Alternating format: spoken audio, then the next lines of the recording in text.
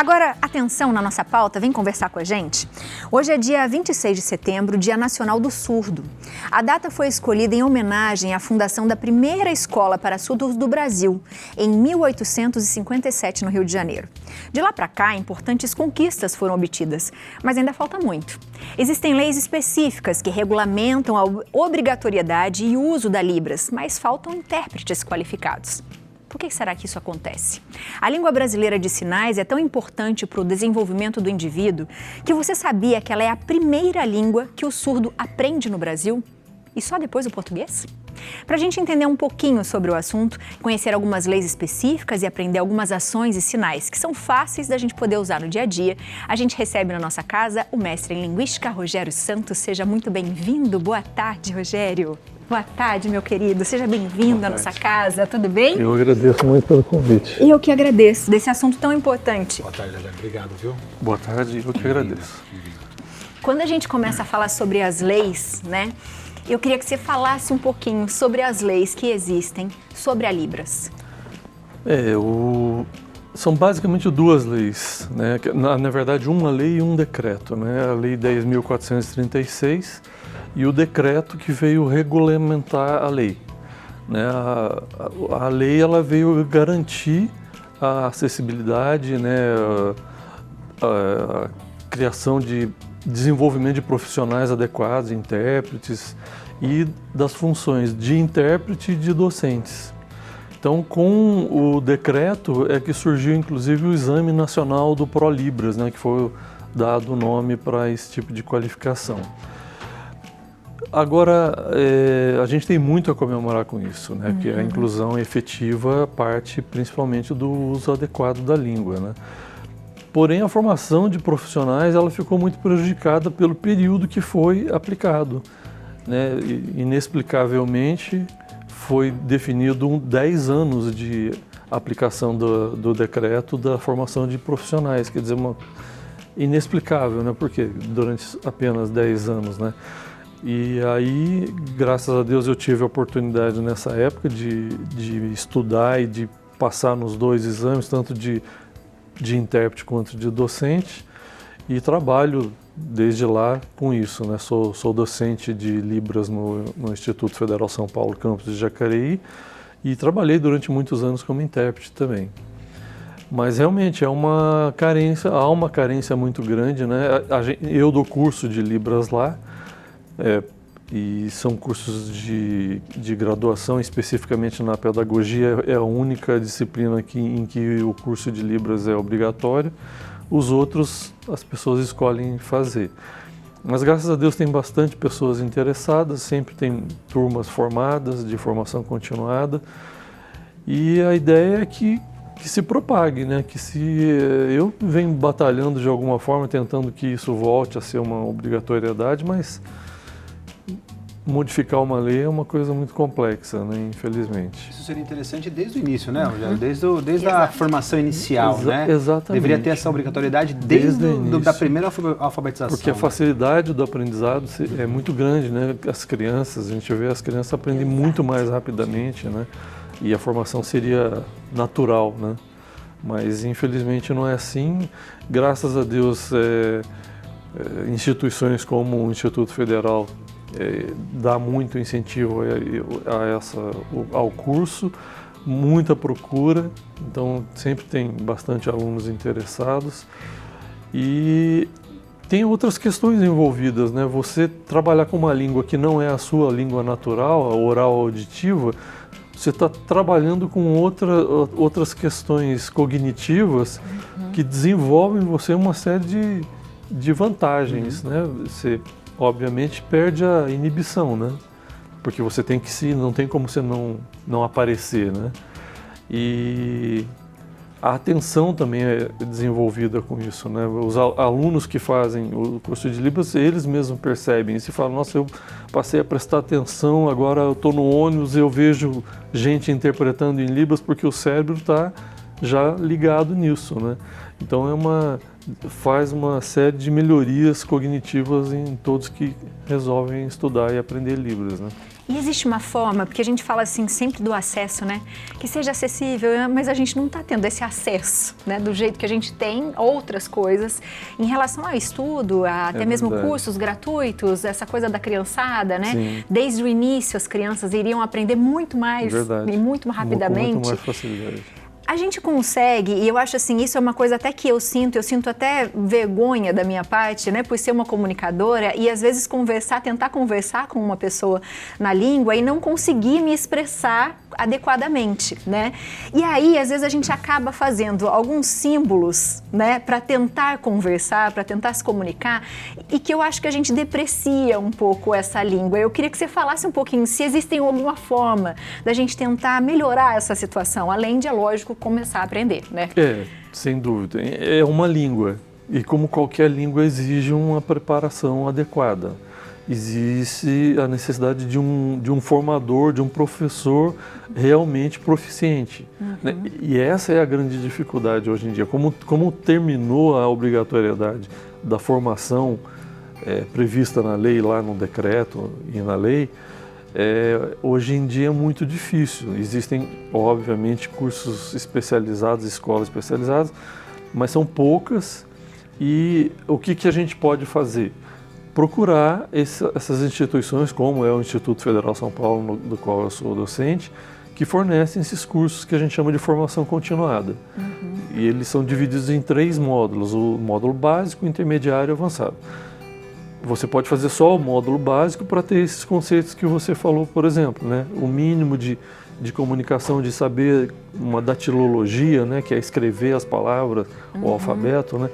Só isso já é muito, porque o surdo, quando ele vê que você dá um oi para ele, você faz um oi, você vai ver que o olhar dele mudou. A inclusão está aí, né? Exatamente, ele vai se sentir acolhido e vai querer conversar com você, vai ficar seu amigo e você vê que é uma diferença brutal. Então, coisas muito simples, até mesmo se resolvem fazer só o curso básico e não progredir, já é muito, né? E as comunidades de igreja, comunidades de bairro, sempre você vai encontrar surdos lá. E você sabendo alguma coisa, o surdo vai ter você como referência, vai ficar seu amigo, vai te acompanhar e você vai aprender muito, porque não tem melhor professor do que o próprio surdo, né? Porque é a língua dele do dia a dia. Então é assim gratificante, muito gratificante você ver que você consegue ajudar e ajudar muito, né? Faz muita diferença. Ele precisa de médico, não encontra intérprete, ele precisa ir em banco resolver algum problema, mesmo na comunidade, no bairro. Então é gratificante, muito gratificante. Eu me sinto privilegiado de estar nessa profissão já há uns bons anos e estou sempre estudando. Você não para nunca. Não pode parar nunca. Porque a Libra é como se você estivesse aprendendo uma segunda língua, como se fosse o inglês. E tanto previsto em lei como segunda língua. Inicial, né, intermediário e o avançado.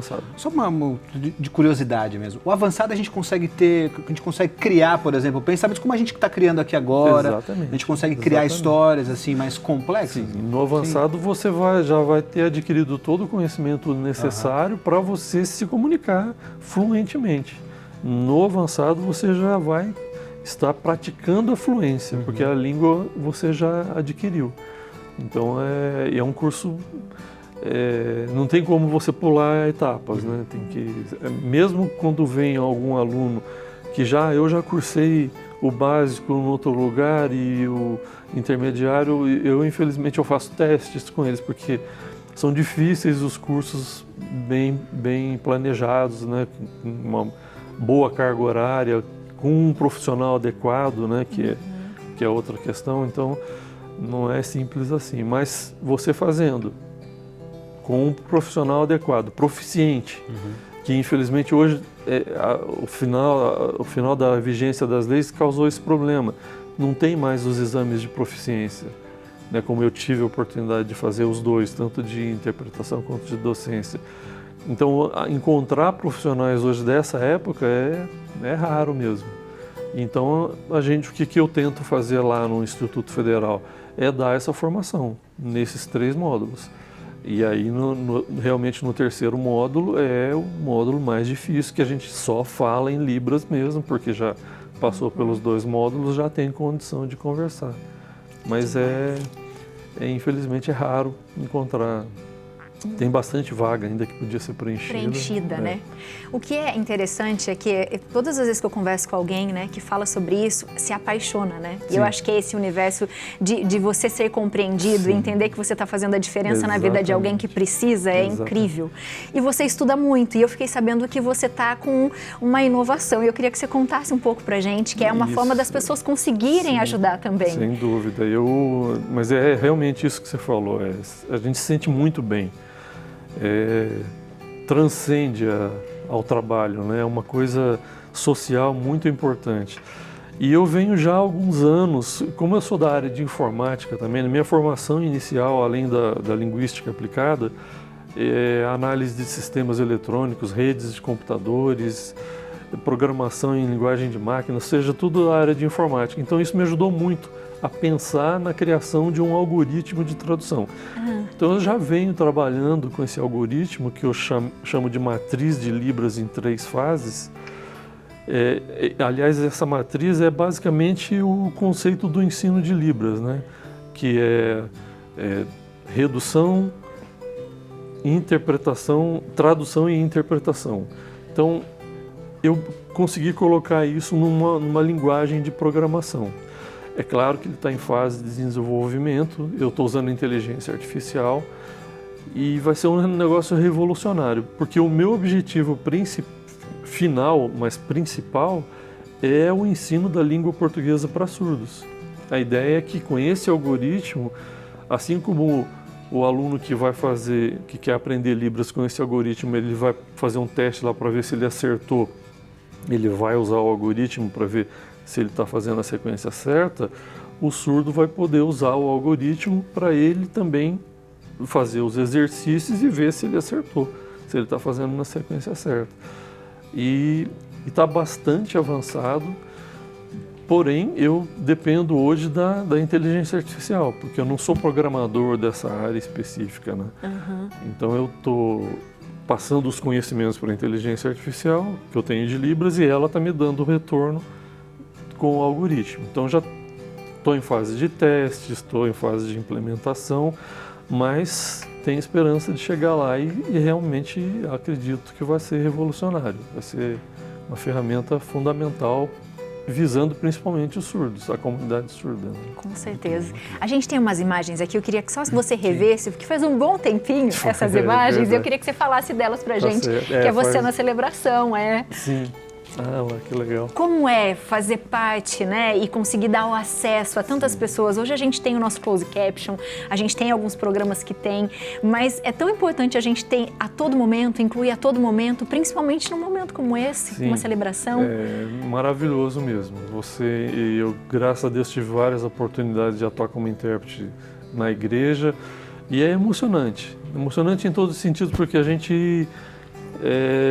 Não que as outras pessoas não fiquem envolvidas, mas a gente tem que transmitir essa emoção para o surdo.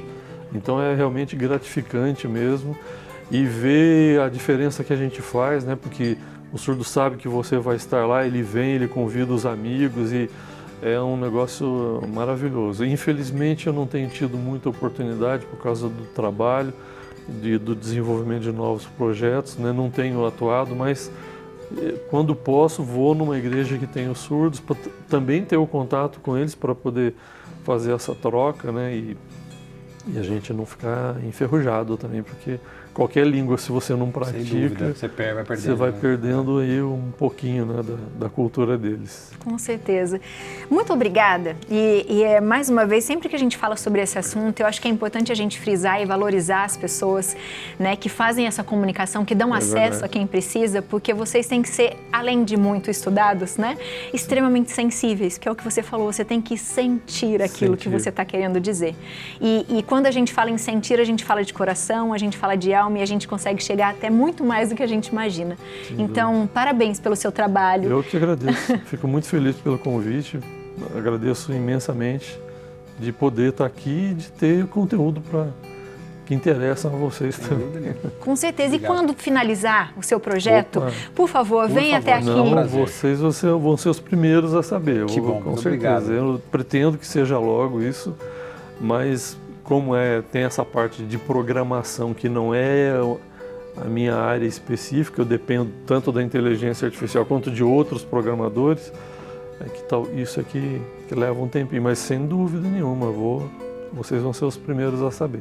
Muito obrigada. Eu que agradeço mais uma vez. Como que a gente poderia falar para as pessoas muito obrigada? Assim, a configuração de mão é essa, você põe aqui, só isso já é obrigado. Isso é muito obrigado. Muito obrigado. Muito obrigada. Muito obrigada. Eu que agradeço. Muito obrigado. Que lindo. Que a gente tenha cada vez mais conhecimento, né? O conhecimento nos liberta, nos acessa, né? E faz com que a gente consiga chegar a tantos lugares e a tantas pessoas. São que a gente pense mais sobre isso. Você de casa, aproveita para segui-lo, @RogérioSantosLibras, o e-mail rogerio.prolibras@hotmail.com e o telefone é o 12 99788 9915. Isso mesmo. Muito obrigado mesmo. Obrigada. Muito obrigado. Muito obrigado. Adorei. Que demais.